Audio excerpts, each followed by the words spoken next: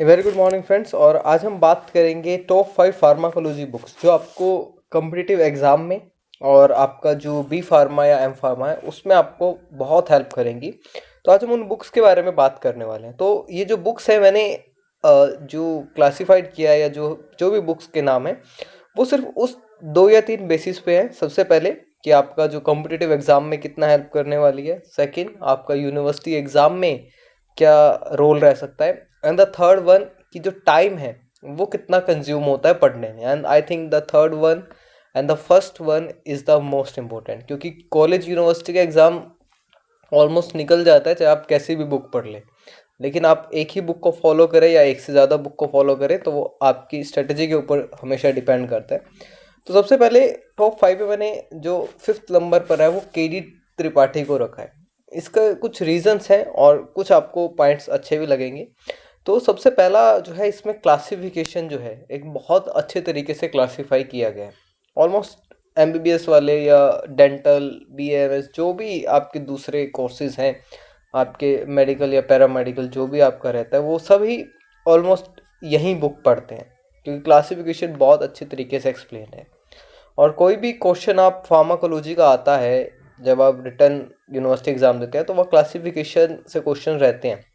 लेकिन एमबीबीएस वालों तक तो ये बुक बहुत सही है, लेकिन बेसिक्स, क्योंकि बी फार्म में नॉन मेडिकल स्टूडेंट्स भी आते हैं तो उनका बेसिक्स जो है वो नहीं होता है, तो बेसिक्स जो है इसमें ज़्यादा अच्छे से एक्सप्लेन नहीं है। कोई आपको मिनोमिक्स या कोई ऐसा ट्रिक जो है नहीं मिलेगा। कुछ चैप्टर्स बहुत अच्छे तरीके से आपके डिफाइंड है, जैसे इम्यूनोफार्माकोलॉजी का है या जीआईटी के चैप्टर्स हैं वो बहुत अच्छे से एक्सप्लेन किए हुए हैं। लेकिन कई जगह पर जो लैंग्वेज है वो डिफ़िकल्ट हो जाती है। स्पेशली आप उन केसेस में देखेंगे जहाँ पर जो है आपका एडवर्स इफ़ेक्ट वाले केसेस हैं, तो वहाँ पर जो लैंग्वेज है आके वो आपकी टिपिकल सी हो जाती है। या आपका रिसेप्टर्स वाला जो पोर्शंस आता है तो वहाँ पर लैंग्वेज टिपिकल है तो समझना थोड़ा सा मुश्किल हो जाता है विदाउट एन गुड बेसिक। तो ये आपका के डी त्रिपाठी के बारे में है। क्लासिफिकेशन के लिए आप इसे फॉलो करें तो ज़्यादा बेटर रहेगा आपके लिए। नेक्स्ट इज़ द गोविंद राय स्पर्श। तो ये जो बुक है I think one of the best book of pharmacology, क्योंकि इसमें नई ड्रग्स आपके मेंशन है। और ये बुक आपके यूनिवर्सिटी एग्ज़ाम में तब भी काम आती है जब आपके पास टाइम बहुत कम होता है और बहुत ज़्यादा आपको पढ़ना होता है। तो ये बुक मैं सुजेस्ट करता हूँ कि जब आपको लगता है कि आपके पास टाइम कम है और आपको बहुत ज़्यादा कवर अप करना है फार्माकोलॉजी का, तो ये बुक आपकी सबसे बेस्ट रहेगी। Easy way to explain mechanism of action, क्योंकि बहुत अच्छे तरीके से मैकेनिज्म ऑफ एक्शन को बताया गया है। क्योंकि पहले इसमें आप तरीका देखेंगे तो पहले ड्रग्स के नाम है, फिर नॉर्मली जो फिजियोलॉजी होती है उसको एक्सप्लेन किया गया है और उसके बाद जो है ड्रग को बताया गया है।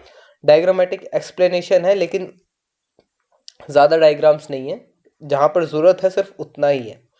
और इसके साथ साथ क्वेश्चन फॉर प्रैक्टिस है, लेकिन इसमें भी एक आपका क्वेश्चन फॉर प्रैक्टिस में देखेंगे ऑल रिसेंट क्वेश्चन है, all India AIIMS PGI Chandigarh NEET based जो भी आपका रहता है।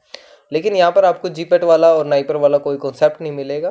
तो इसमें आप अगर ये भी प्रैक्टिस करते हैं तो भी आपके लिए मोर देन इनफ है।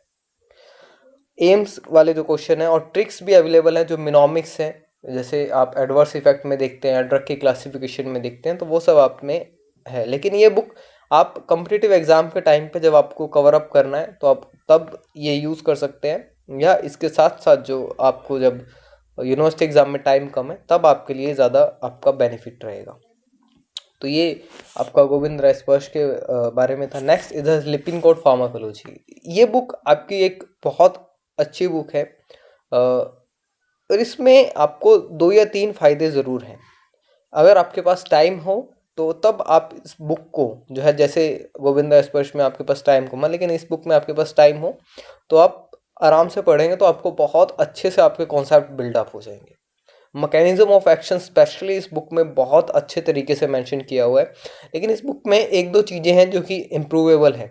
इसमें जो है आपका जो डेटा है वो ऑलमोस्ट अबाउट यूएसए का डेटा है, जहाँ आपको डेटा वाली चीज़ मिलनी है, कोई नंबर्स मिलना है तो वो आपका वहाँ पर है। और जो ड्रग आपकी बैन हो चुकी हैं उनके बारे में भी कुछ ज़्यादा इन्फॉर्मेशन यहाँ पर नहीं है। हालांकि के डी त्रिपाठी में, गोविंद राय स्पर्श में वो एक बहुत अच्छे से एक्सप्लेन है। नई ड्रग इसमें इंक्लूड होती है और ये वाली जो न्यू ड्रग्स इंक्लूड है यहाँ पर वो आपको बहुत रेयरली कहीं और मिलती हैं जो इस बुक में इंक्लूड है। क्लासिफिकेशन का इशू है कि यहाँ पर जो है क्लासिफिकेशन जैसा केडीटी में सबसे बेटर है, तो यहाँ पर उस तरीके से एक्सप्लेन नहीं है, क्योंकि एक क्लासिफिकेशन में जब आप केडीटी में 4-4 5-5 ड्रग्स देते हैं तो यहाँ पर सिर्फ आपको 2 ड्रग्स मिलेंगी, क्योंकि जो ड्रग्स वहाँ यूज़ हो रही है यूएसए में या यूके में, तो उस बेस पर जो है वहाँ की क्लासिफिकेशन ज़्यादा इन्होंने किया हुआ है। हालांकि मैकेनिज्म ऑफ एक्शन के बेस पे जो डायग्राम्स हैं या जो एडवर्स इफेक्ट है, एडवर्स इफेक्ट में एक चीज़ जो है इस बुक में बहुत अच्छी तरीके से एक्सप्लेन की हुई है। जैसे आप कोई भी ड्रग की क्लासिफिकेशन पढ़ते हैं, चाहे आपने मान लेते हैं आपने डायूरेटिक्स चैप्टर पढ़ा, तो किस ड्रग का एडवर्स इफेक्ट कितना ज़्यादा है, किस यानी मैग्नीट्यूड जो है उसको एक्सप्लेन किया हुआ है। हर ड्रग आपका मान लेते हैं आपकी डायूरेटिक है तो आपका सोडियम का लॉस होता है, या जो भी आपका साइड इफेक्ट है, बीपी कम होता है, तो कितना कम करती है कोई ड्रग, तो वो जो है वो ग्राफिकली इसमें प्रेजेंट किया हुआ है कि जो साइड इफेक्ट आ रहा है, एडवर्स इफेक्ट आ रहा है, उसका मैग्नीट्यूड कितना है, कौन सी ड्रग जो है वो मैक्सिमम दे रही है, कौन सी ड्रग जो है इंटरमीडिएट एडवर्स इफेक्ट दे रही है, और कौन सी सबसे कम दे रही है। तो वो जो चीज़ है इसमें बहुत अच्छे से एक्सप्लेन है लिपिनकोट वाली बुक में। एक रेड कलर में भी ये आपको कई बार इसका कवर पेज मिलता है, तो ये जो है सबसे बढ़िया है। और इसमें कुछ चैप्टर्स एक्सप्लेन नहीं है, कि कुछ चैप्टर है ही नहीं जो आपके सिलेबस में होंगे, लेकिन इन 2 पॉइंट्स के ऊपर बेस पर स्पेशली जो केस स्टडी वाले क्वेश्चंस हैं वो आपको सॉल्व करने में बहुत मज़ा आएगा, और आपकी जितना आपने फार्माकोलॉजी या बायोकेमिस्ट्री पढ़ा है वो सबकी नॉलेज आपकी जो है एक तरीके से रिवाइज हो जाएगी जब आप केस स्टडी के क्वेश्चन जो है सॉल्व करते हैं। नेक्स्ट इज द कैटचंग। कैटचंग में आप देखेंगे डायग्राम्स जो हैं आपको बहुत अच्छी तरीके से डिज़ाइन मिलेंगे, मैकेनिज्म ऑफ एक्शन आपको बहुत अच्छे से एक्सप्लेन है। क्वेश्चंस फॉर प्रैक्टिस, यहाँ पर भी आपको क्वेश्चंस मिलते हैं, चाहे आप वो न्यूमेरिकल्स देख ले या आप जो है सिंपल क्वेश्चंस देख ले, वो आपको मिलते हैं। सभी चैप्टर्स इस बुक में ऑलमोस्ट आपके कवर किए गए हैं, और चैप्टर्स की जो लेंथ है वो शॉर्ट है, इसलिए आपको नंबर जो चैप्टर्स का है ज़्यादा मिलेगा, लेकिन वो छोटे छोटे चैप्टर्स में होंगे, यानी हम सब चैप्टर्स कह सकते हैं। और इस बुक में आपका सब कुछ है, सिर्फ क्लासिफिकेशन का जो पॉइंट है वो यहाँ पर रहता है, बाकी इस बुक में आपका कोई कमी नहीं है। आप चाहे जर्नल फार्माकोलॉजी भी देख ले, आप कोई भी चैप्टर उठा के देख ले, डायग्रामेटिकली आपको बहुत अच्छे से जो है ये एक्सप्लेन मिलेगा। यहाँ पर द फर्स्ट वन इज रंगेनडेल, लेकिन इसको पढ़ने के लिए या आपको कैटजंग को पढ़ने के लिए आपको टाइम देना पड़ेगा, आपको बहुत अच्छी जो है सिटिंग चाहिए। तो डीपली एक्सप्लेन है आपका रंगेनडेल में। यहाँ पर मैंने गुडमैन गिलमैन को इंक्लूड नहीं करा है, क्योंकि इतना जो है पढ़ना आपका कुछ टाइम में, आप 1 या 2 साल भी देख ले तो आप इतना नहीं पढ़ सकते हैं वहाँ से।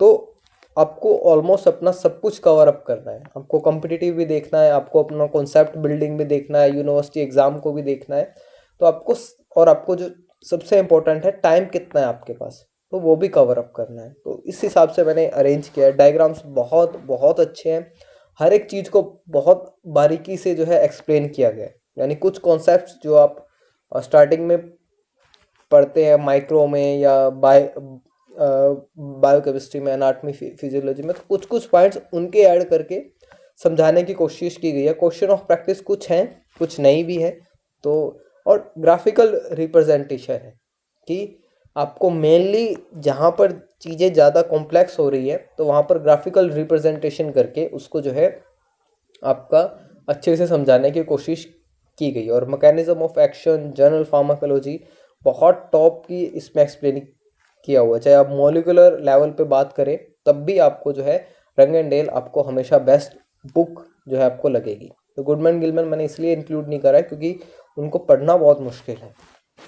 नेक्स्ट, अगर कुछ सुजेशंस अगर मेरी तरफ से हो तो मैं आपको कहूँगा कि आप अगर फार्माकोलॉजी का कोई भी चैप्टर स्टार्ट कर रहे हैं, चाहे आप कैसी भी बुक फॉलो कर रहे हो, कोई भी बुक फॉलो कर रहे हैं, तो बेसिक के लिए आप जो ये मेडिसिनल केमिस्ट्री की बुक है फोए की, हालांकि ये बहुत मोटी बुक है, लेकिन उसमें आप देखेंगे अगर आप स्ट्रक्चर्स पार्ट ना भी करें कोई उससे दिक्कत नहीं है, लेकिन 2-3 पेज जो हर एक चैप्टर के बारे में आपके लिखे हुए हैं वो कंप्लीट थ्योरेटिकल लिखे हुए हैं, लेकिन आपको वो अगर समझ में आ जाते हैं तो आप कहीं पर भी आपको कोई ड्रग का मैकेनिज्म ऑफ एक्शन, कोई ड्रग का एडवर्स इफेक्ट, ऐसा कुछ भी नहीं होगा जो आपको समझ में नहीं आएगा। और इस बुक के आप चाहे पुराने एडिशन को भी देखेंगे तब भी उसमें आपको नई से नई ड्रग आपको मिलेगी जो इंडिया में अब यूज़ हो रही हैं या अब आ रही हैं, तो वो सब आपको इसमें मिलेगा। इसमें आपका चाहे आप जो भी प्रोग्रेसेस हो रही हैं वो सब आपको मिलेंगी। तो इस बुक का जो आपको कोई भी चैप्टर आप स्टार्ट करते हैं, जैसे आप टीबी स्टार्ट कर रहे हैं, फंगल स्टार्ट कर रहे हैं, तो दो दो तीन तीन पेज आप अगर इस बुक में से पढ़ेंगे तो आपको बहुत बहुत बेनिफिट होगा। और इसमें आपको पीडीएफ फॉर्म में भी ये जो बुक है वो इजीली अवेलेबल है। और जनरल फार्माकोलॉजी के लिए आप शर्मा एंड शर्मा को रेफर कर सकते हैं, बहुत अच्छे तरीके से इसमें एक्सप्लेन किया गया है एक एक पॉइंट को। तो आप ये भी बुक्स हैं, इसके अलावा बहुत सारी बुक्स हैं, लेकिन जो मुझे लगता है कि मेरे पॉइंट ऑफ व्यू से आपके लिए ज़्यादा काम आ सकती हैं आपकी बी फॉर्म और एम फॉर्म में, वो ये बुक्स हैं। So I hope you like the video. You can press the subscribe button. Thank you so much and all the best.